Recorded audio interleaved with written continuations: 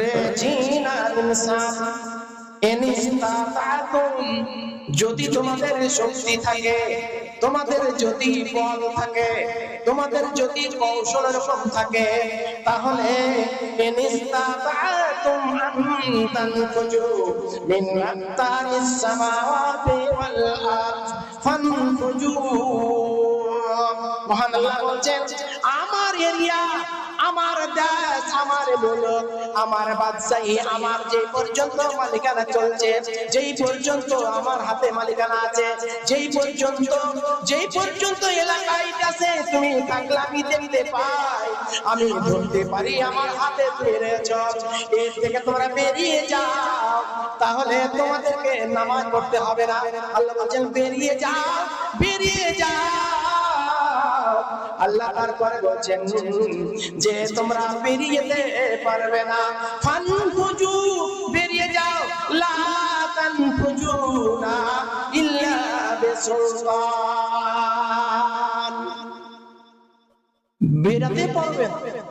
যেখানে যাও আমার বাদশাহী, যেখানে যাও আমার মালিকানা, যেখানে যাও আমার নেতৃত্ব, যেখানে যাও আমার হুকুমত, আমার আদেশ চলছে, যেখানেই যাবে আমার এরিয়া, যেখানেই যাবে আমার জমিন, আমার সব।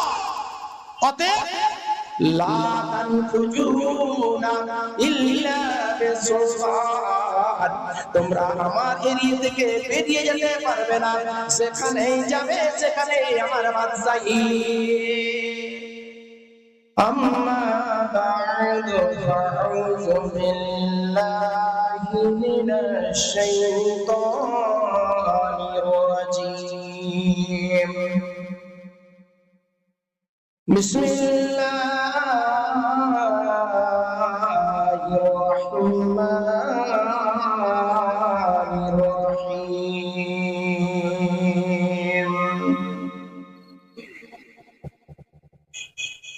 يا معشر الجن والإنس إن استطعتم أن تنفذوا من أقطار السماوات والأرض فانفذوا لا تنفذون إلا بسلطان.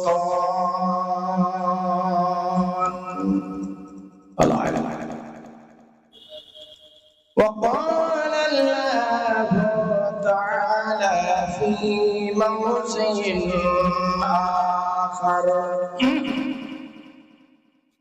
أعوذ بالله من الشيطان الرجيم.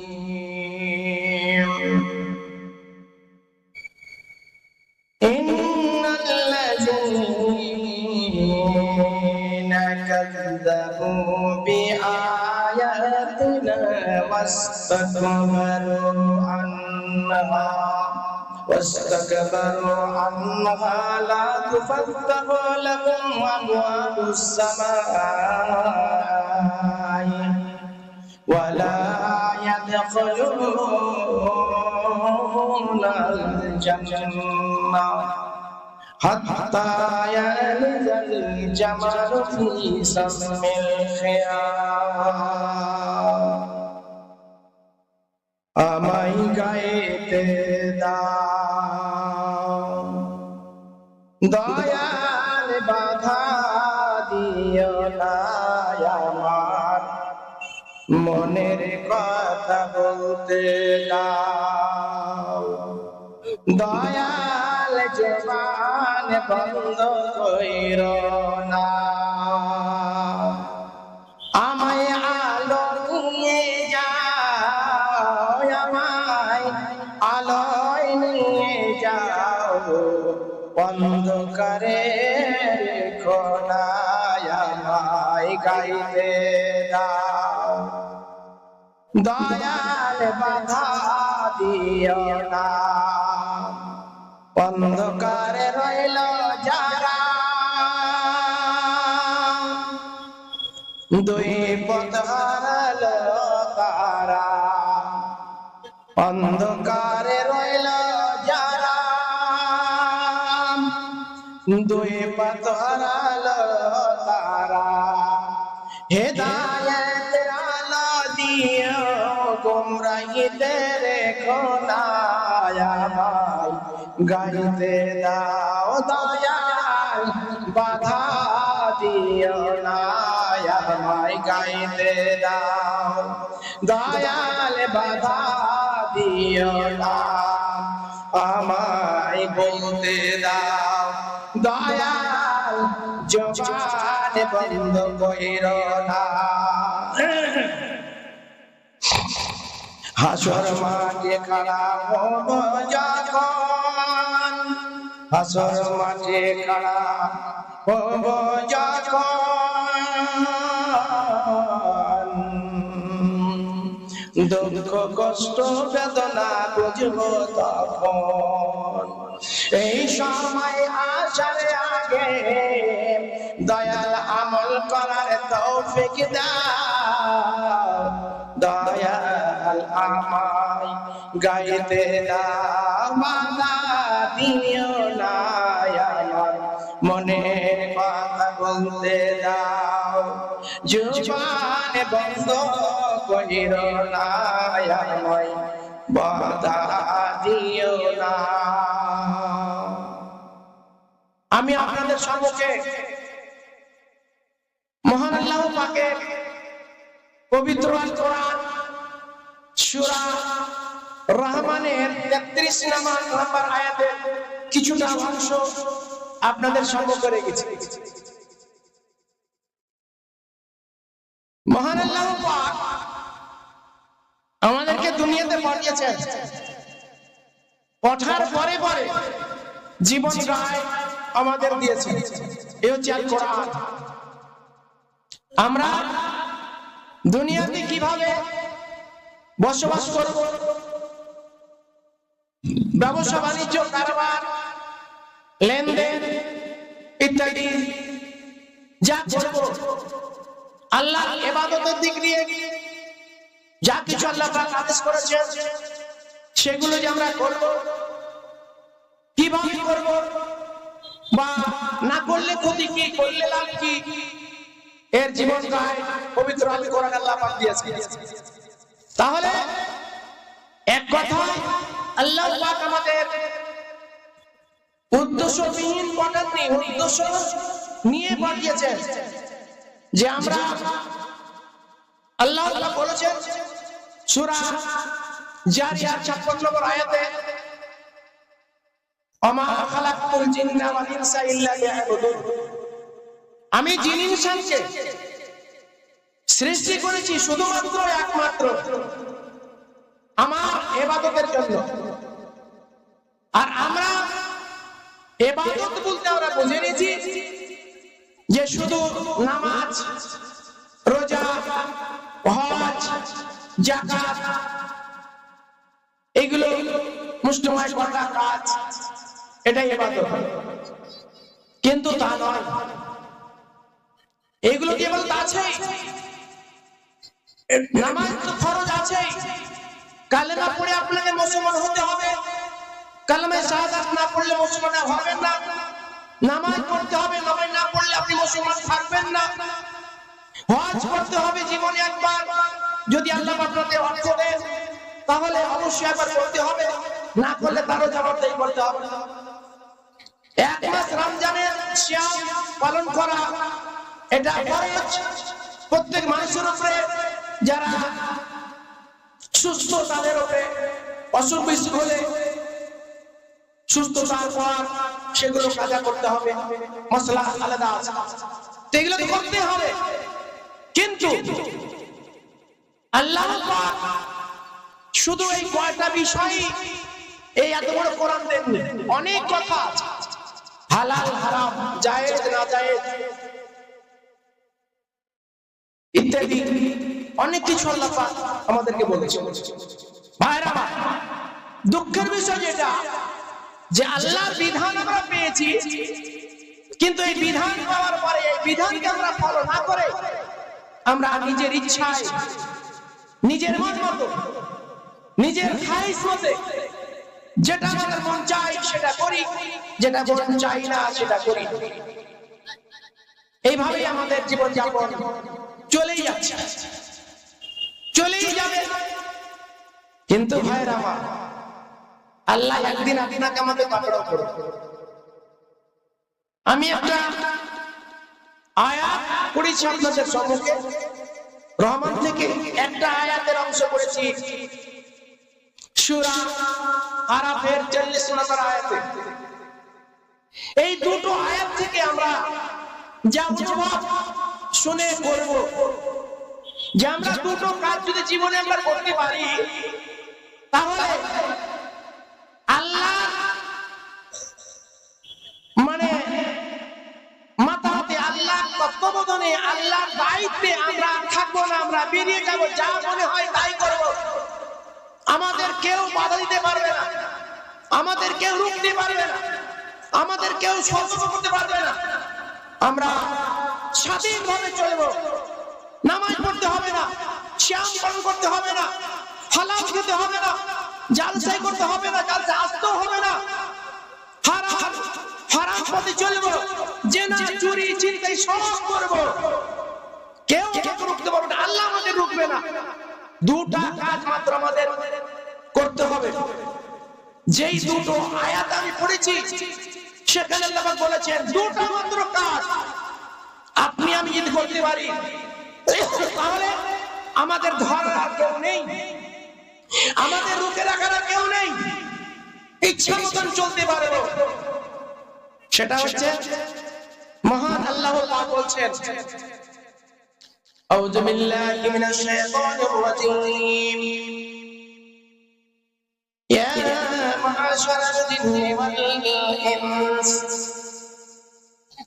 আল্লাহ পাক বলছেন জিন আর ইনসানকে দেখে, ইন ইসতাতা'তুম আন তানফুজু মিন আকতারিস সামাওয়াতি ওয়াল আরদ ফানফুজু লা তানফুজুনা ইল্লা বিসুলতান। আল্লাহ বলছেন, হে জিন আর ইনসান, জিন আর ইনসান এই দুইজনেরই আল্লাহর কাছে জবাবদাহি করতে হবে। আল্লাহ পাক তাদের কাছে জবাব নেবেন। দুনিয়ায় কি করেছে তার কর্মফল সবকিছু আল্লাহ পাক জানবেন, দেখবেন কি করেছো তুমি। একটা কাজ করতে পারলে আল্লাহ আর এটা দরকার হবে না, আপনাকে নামাজ পড়তে বলবে, রোজা করতে বলবে, হালাল খেতে বলবে, বিয়ে শাদী হালাল উপায় ভাবে করতে হবে, এগুলো বলবে না। কি করতে হবে? মহান আল্লাহ পাক বলছেন, রে জিন আর ইনসান ইন ইসতাতা'তুম, যদি তোমাদের শক্তি থাকে, তোমাদের যদি বল থাকে, তোমাদের যদি কৌশল এরকম থাকে, তাহলে ইন ইসতাতা'তুম আন তানফুজু মিন আকতারিস সামাওয়াতি ওয়াল আরদ ফানফুজু। মহান আল্লাহ বলছেন, আমার এরিয়া, আমার দেশ, আমার মুলক, আমার বাদশাহী, আমার যে পর্যন্ত মালিকানা চলছে, যেই পর্যন্ত আমার হাতে মালিকানা আছে, যেই পর্যন্ত এলাকায় আছে তুমি থাকলে আমি দেখতে পাই, আমি ধরতে পারি, আমার হাতে তুমি রয়েছ, এর থেকে তোমরা বেরিয়ে যাও, তাহলে তোমাদেরকে নামাজ পড়তে হবে না। আল্লাহ বলছেন, বেরিয়ে যাও, বেরিয়ে যাও। আল্লাহ তারপরে বলছেন যে তোমরা বেরিয়ে যেতে পারবে না, ফানফুজু, বেরিয়ে যাও, লা তানফুজুনা ইল্লা বিসুলতান, বেরাতে পারবে না। যেখানে যাও আমার বাদশাহী, যেখানে যাও আমার মালিকানা, যেখানে যাও আমার নেতৃত্ব, যেখানে যাও আমার হুকুমত, আমার আদেশ চলছে, যেখানেই যাবে আমার এরিয়া, যেখানে যাবে আমার জমিন, আমার সব। অতএব লা তানফুজুনা ইল্লা যাবে সুলতান, তোমরা আমার এরিয়া থেকে বেরিয়ে যেতে পারবে না, সেখানেই যাবে, সেখানেই আমার বাদশাহী। অতএব মানতে হবে আমার কথা, মানতে হবে আমার আইন, মানতে হবে আমার নবীর পদ্ধতি, মানতে হবে আমার দেশে থাকবে, আমার এলাকায় থাকবে, আমার খাবে আর আমার গুণ গাইবে না, এটা আদৌ হয় না, কেউ মেনে নেয়নি আর নেবে না। আপনি কাউরি বাড়ি চাকর থাকবে আর সেই মনিবের কথা অনুযায়ী কাজ করবেন না, এটা তো অসম্ভব। আপনাকে একদিন দেখবে, 2 দিন দেখবে, তারপরে আপনাকে একেবারে দূরে সরিয়ে দেবে। আপনাকে আর বাড়ির কাজের জন্য নিযুক্ত করেছিলেন, কিন্তু আর রাখা হবে না, যেহেতু আপনি সেই মনিবের বাধ্যতা স্বীকার করেন না, মনিবের কথা মতন চলো না, সেহেতু আপনাকে আর রাখা যাবে না। ভাইরা, আপনি স্বাধীনভাবে চলবেন, এটা কে বলেছে আপনাকে? কে বলেছে আপনাকে? এতক্ষণ হাদিস আলেম ওলামা অনেক টাকা দিয়ে, 20,000 25,000 টাকা দিয়ে বাইরে থেকে আলেম নিয়ে আসা হয়। আমাদের দেশে সোনা মুক্তা মাওলানা তিনারা আছেন, তিনাদের কথাই আমরা কর্ণপাত করি না, তিনাদের কথাগুলো আমরা মান্য দিই না, তিনাদের কথা অনুযায়ী আমরা আমল করি না, নিজের খেয়াল খুশি মতন চলছি আর করছি। ভাইরা, তার জন্য আমাদের আনতে হতে বিদেশ থেকে মাওলানা যেই কথাগুলো আমাদের শাইখ, আমাদের দেশের আলেমগণ বলবেন, সেই কথাগুলোই আমরা যদি মেনে নিই, তাহলে আমাদের আর বিদেশ থেকে বক্তা টাকা দিয়ে হায়ার করে আনার প্রয়োজনই হয়। কিন্তু মানি না, না মানার কারণে বন্ধুরা আমার, আমি খুব আক্ষেপে একটা কথা বলছি, বক্তা চলে আসলেন, ছেড়ে দেব, কয়েকটা কথা বলছি। আমরা মুসলমান, আর মুসলমান তাকেই বলা যায় যারা মানে ইনসান, যার ইনসিয়াত আছে, মানার শক্তি আছে, মানার মতন মন মিজাজ আছে, তাকেই তো বলা হয় মানুষ, বা তারাই তো মুমিন হয়। কিন্তু দুঃখের বিষয়, আমরা নিজের খেয়াল খুশি মতো আইন তৈরি করছি। আল্লাহ পাক আরেক জায়গায় বলছেন সূরা আরাফের 40 নম্বর আয়াতে, আল্লাহ বলছেন লা তুফাত্তাহু লাহুম আবওয়াবুস সামায়ে, তার জন্য গেট খোলানো হবে না। তার আগে একটা ইন্নাল্লাযিনা কাযযাবু বিআয়াতিনা, যারা আমার আয়াতকে, কোরআনকে অস্বীকার করবে, ওয়াস্তাকবারু আনহা, সেই কোরআন থেকে তারা তাকাব্বুর করে মুখ ফিরিয়ে নেবে। এই যে আমরা কোরআনের আলোচনা থেকে আসছি না, এটা মুখ ফিরিয়ে নেওয়া, এটা তাকাব্বুর। অতএব ভাইরা, আপনারা আসুন, এগুলা থেকে আমাদের বাঁচতে হবে। আল্লাহ বলছেন যারা মুখ ফিরিয়ে নেবে তাদের জন্য লা তুফাত্তাহু লাহুম আবওয়াবুস সামা, তাদের জন্য জান্নাতের গেট খোলানো হবে না। ওয়ালা ইয়াদখুলুনাল জান্নাহ, যারা জান্নাতে যাবে না, হাত্তা ইয়ালজাল জামালু ফি সামিল খিয়াম, অতক্ষণ পর্যন্ত জান্নাতে যাবে না, যতক্ষণ পর্যন্ত, আমার মামা সূরা আযান করেছে, যতক্ষণ পর্যন্ত একটা সূচের ছিদ্র দিয়ে, একটা সূচের ছিদ্র দিয়ে একটা উট প্রবেশ না করেছে। আপনি হয় শক্তির বলে, বুদ্ধির বলে, কৌশলে একটা সূচের ছিদ্র দিয়ে একটা উটকে পাস করে দেখিয়ে দেন, তাহলে আপনার জন্য ফ্রি। মানতে হবে না কোরআন, মানতে হবে না হাদিস, মানতে হবে না কোনো কিছু, হাদিয়া জান্নাত জাহান্নামে কোনো তাওয়াক্কুল না করে আপনি চলতে পারবেন, কোনো রকমের আপনার বাধা থাকবে না, কেউ আপনার বাধা দেবে না। কিন্তু পারবেন কি? আল্লাহর এরিয়া থেকে বেরিয়ে যেতে পারবেন না। আর আল্লাহ বলছেন যে সে জান্নাত, তার জন্য আকাশ খুলে আছে, গেট খোলা হবে না, আর সে জান্নাতে যাবে না ততক্ষণ পর্যন্ত যতক্ষণ পর্যন্ত সে একটা সূচের ছিদ্র দিয়ে একটা উট প্রবেশ না করেছে। তাহলে সূচের ছিদ্র দিয়ে একটা উট প্রবেশ করা যেমন অসম্ভব, তেমনি আপনার মতন আমার মতন বেঈমান, মানে নিজের মন মতন যারা, খেয়াল খুশি মতন যারা চলে, তাদের জন্য জান্নাত যাওয়া তেমনি কঠিন। ভাইরা আমার, কে বলেছে আপনাকে জালসা করলে মেলা করতে হবে? আপনি একজন মুসল্লি, আপনি একজন নামাজি, 5 ওয়াক্ত নামাজ পড়েন, আপনি কেন বলেন আপনার মুখ থেকে বের হয় কথাটা যে জালসা করলে জালসাতে মেলা না করলে জালসা হবে না, নাউজুবিল্লাহ, একেবারে অবৈধ কথা, একবারে হারাম কথা। যেখানে একবারে অবৈধ মানে ওখানে বিক্রি হয়, পথরা বিক্রি হয়, ও বেচা খরচ সম্পর্কে বিক্রি হয়, যেগুলো আপনার কিনা বৈধ নয়, হারাম না যায়, বাড়িতে থাকে অত অনেকগুলো মানুষ সেই মেলাতে গিয়ে ওই পোথলা বিভিন্ন রকমের কুকুর ছাপা ঘোড়া এটা ওটা গাড়ি আবর্জনা সব কিনে দিয়ে আপনি বাড়িতে রাখেন, এই ভদ্রতা বাজে রাখেন, শখে যে সুন্দর করে রেখে সাজিয়া একটা সেই বাঘের বাচ্চা কুকুরের বাচ্চা রেখে দিয়েছে, তাহলে এগুলো আপনি কোথায় পেলেন? না, এগুলো করা চলবে না, একেবারে হারাম, একেবারে হারাম, এগুলো করা আপনার জন্য বৈধ হবে না। আমার টাইম শেষ, কিন্তু আপনাদের কাছে আমার অনুরোধ যে আপনারা খবরদার, মেলা আমাদের শুনতে হবে, মানতে হবে, এই কথাটাই বলা হয়েছে কোরআন মাইদে, সামেনা ওয়া তাআনা, সামেনা, আমরা শুনলাম মেনে নিলাম, এটাই তো মুমিনের কাজ। কিন্তু আমরা পবিত্র আল কোরআন সূরা লোকমানের 7 নম্বরে বলা হয়েছে ইজা তুতলা আলাইহিম আয়াতুনা ওয়াল্লা মুস্তাকবিরান কাআল্লাম ইয়াসমাহা কাআন্না ফি উযুনাইহি ওয়াকরা ফাবাশশিরুম বিআযাবিন আলীম।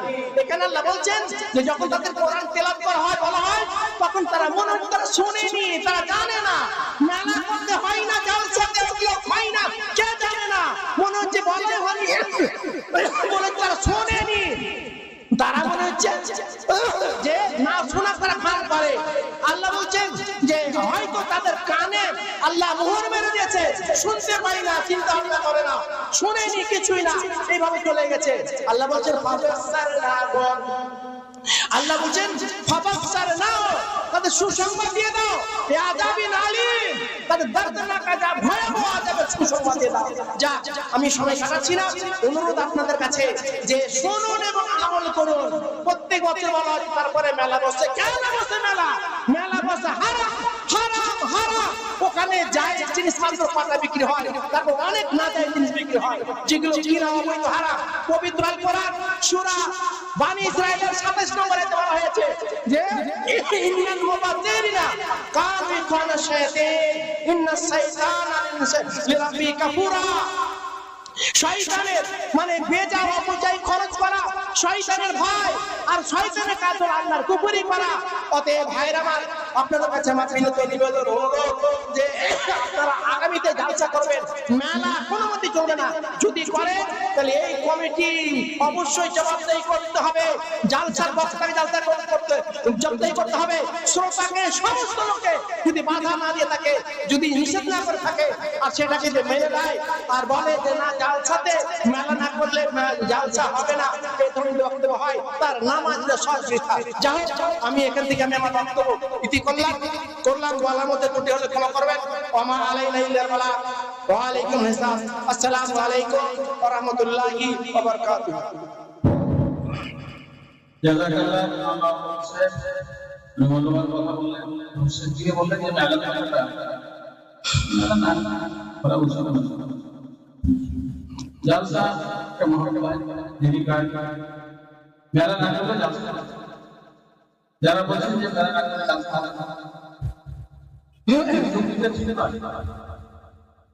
কারণ আমাদের জমি জাল আছে, জালসা হবে, আমরা চাই দোকানে বসে পেয়ে ছাত্রের লোকজন বলবে আপনারা জানছেন সবাই অভাব যথেষ্ট লোক এখানে কিছু ছিল না, স্টেজে ছিল, বলিয়ে ছিল, সবসময় আমাদের মেলা ছিল না টোটাল, আর মিষ্টি এবং চায়ের তোমার সীমিত ছিল অল্প, আর কোনো মেলা লোকজন প্রশ্ন আমরা জায়গায়